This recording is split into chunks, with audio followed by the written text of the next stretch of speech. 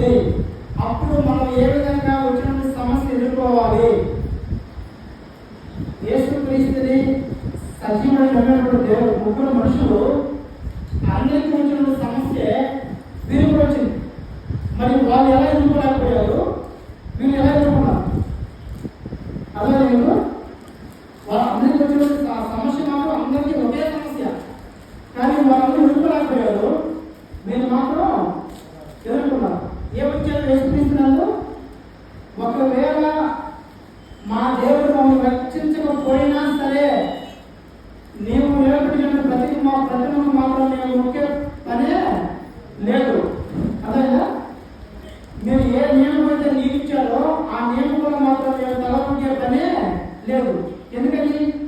నీ వస్తువులను పడకుండా మమ్మల్ని రక్షించడానికి మా దేవుడు సమర్థుడు. విన్నారా?